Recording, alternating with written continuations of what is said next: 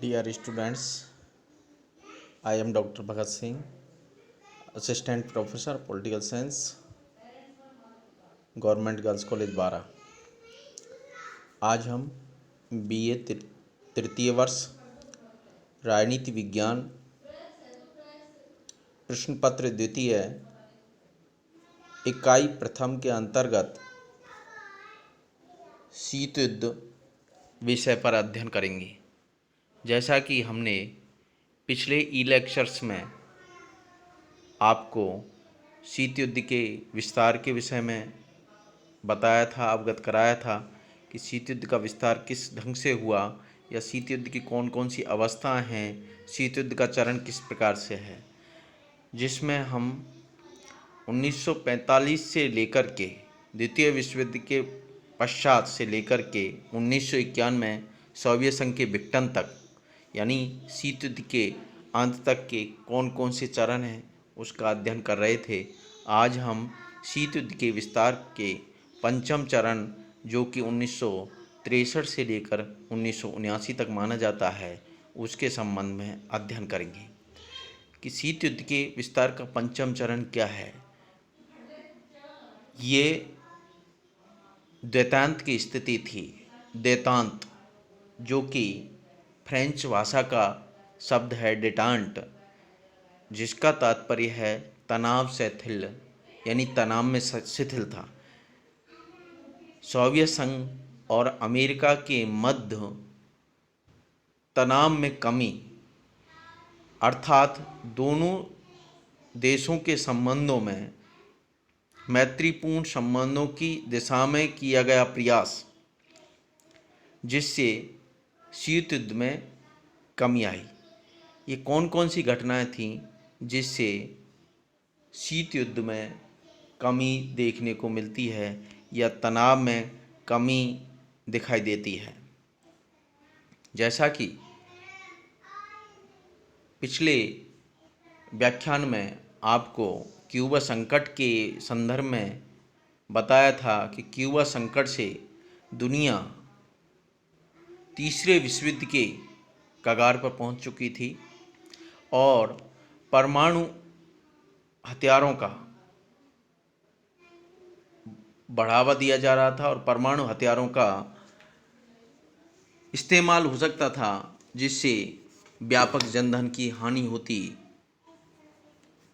इससे सबक लेकर के दोनों महाशक्तियों ने, सोवियत संघ और संयुक्त राज्य अमेरिका ने, संबंधों को सामान्य करने की दिशा में प्रयास किए, जिसमें प्रथम प्रयास है परमाणु परीक्षण प्रतिबंध संधि। परमाणु परीक्षणों के प्रतिबंध, परमाणु परीक्षणों पर रोक लगाने वाली संधि।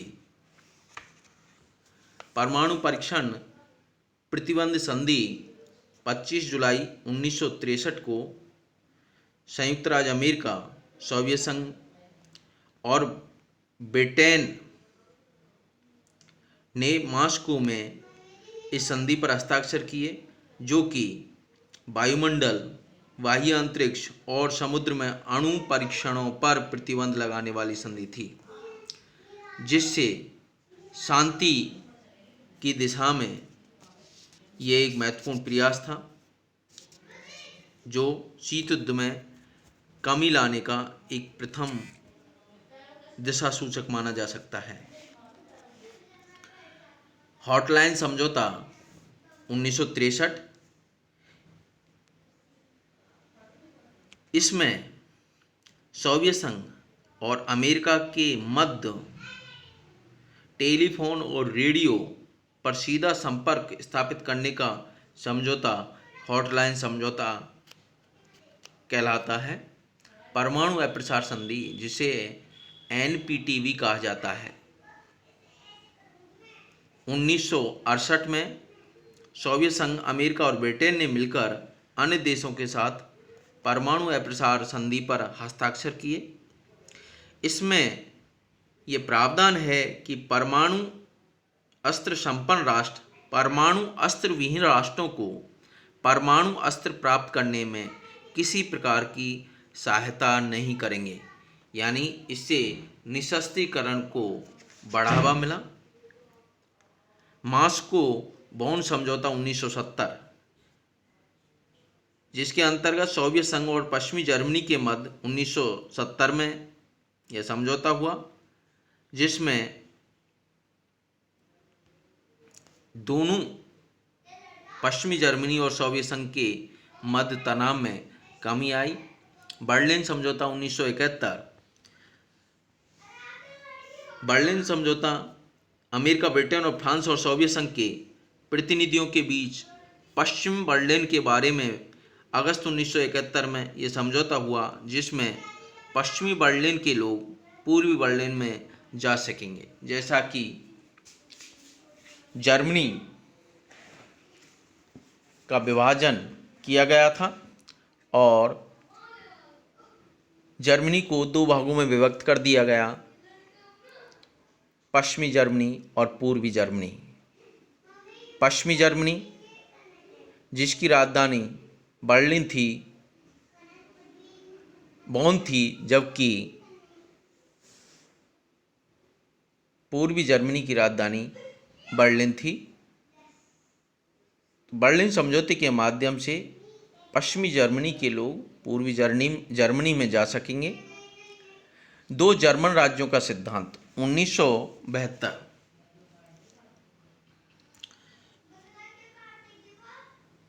इसमें सोवियत संघ और संयुक्त राज्य अमेरिका ने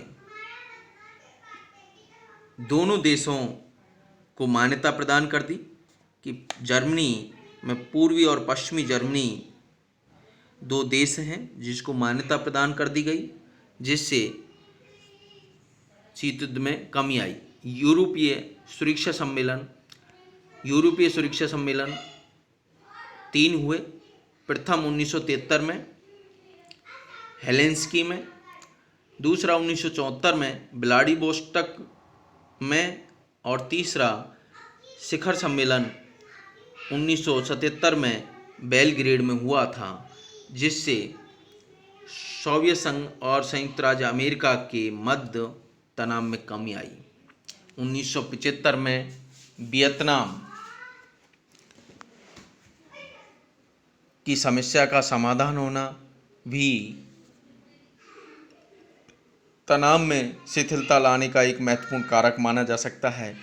यानी 1963 से 1979 के कार्यकाल का हम विश्लेषण करें तो इसमें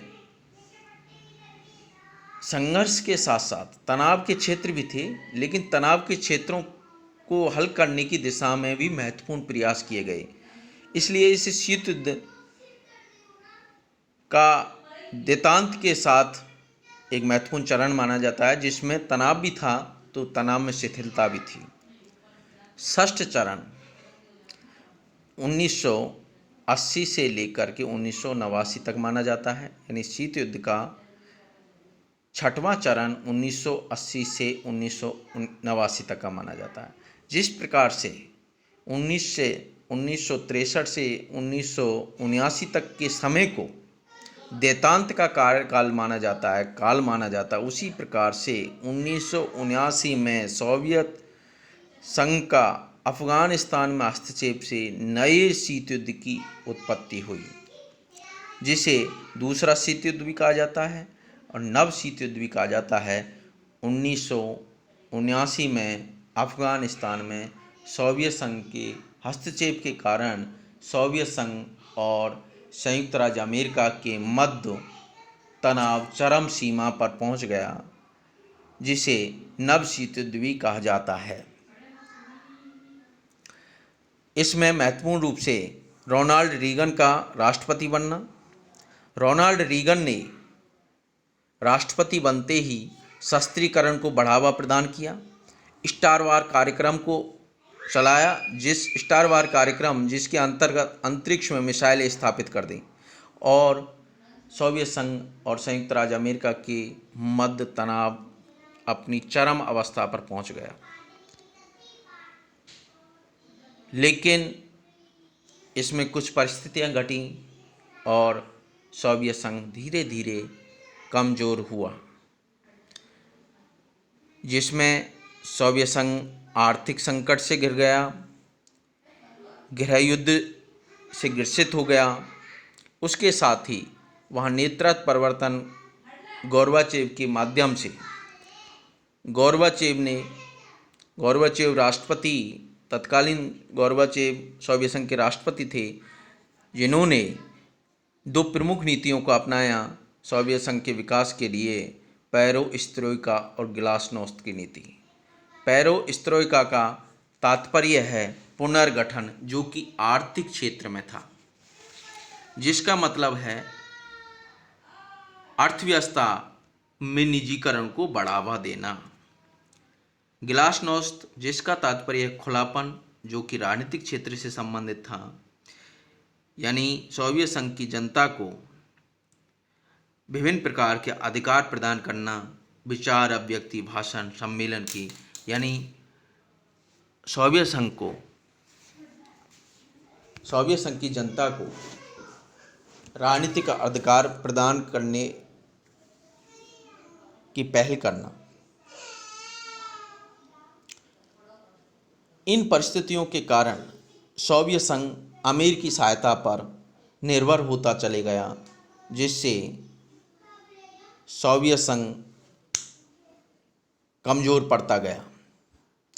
इसके साथ ही और कुछ घटनाएं घटी, जैसे 1989 में बर्लिन की दीवार का पतन हो गया और जर्मनी का एकीकरण हो गया, अर्थात पश्चिमी जर्मनी और पूर्वी जर्मनी एक राष्ट्र के रूप में उदित हुए।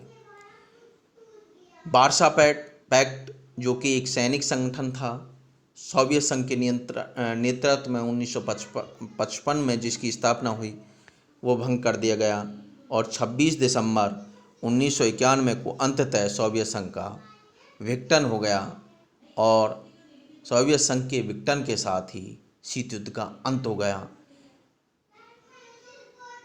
द्विध्रुवीय विश्व व्यवस्था एक ध्रुवीय विश्व व्यवस्था में परिवर्तित हो गई और एक ही महाशक्ति दुनिया में शेष रह गई, संयुक्त राज्य अमेरिका, जिसे एक ध्रुवीय विश्व व्यवस्था भी कहा जाता है। कई विचारक इस एक ध्रुवीय विश्व व्यवस्था को, फ्रांसीसी फुकुयामा जैसे विचारक इस शीत युद्ध के अंत को एक इतिहास का अंत की संज्ञा देते हैं कि एंड ऑफ हिस्ट्री। अपनी उन्होंने पुस्तक लिखी, उसमें इसे इतिहास के अंत की संज्ञा देते हैं। लेकिन कुछ विद्वान जैसे कि हंस जे मार्गेनथाउ, जॉन हर्ज जैसे विचारक ये कहते हैं कि अभी भी शीत युद्ध अंतर्राष्ट्रीय राजनीति में बना हुआ है। वर्तमान में भी शीत युद्ध कहीं ना कहीं दिखाई देता है, जैसे कि आज सोवियत संघ और चीन में जो संघर्ष की स्थिति है, वो भी एक शीत युद्ध का नया स्वरूप माना जा सकता है। जब तक राष्ट्रीय राज रहेंगे, शीत युद्ध की स्थिति सदा प्रासंगिक रहेगी। कहीं ना कहीं किसी न किसी रूप में शीत युद्ध की स्थिति बनी रहेगी। Thank you.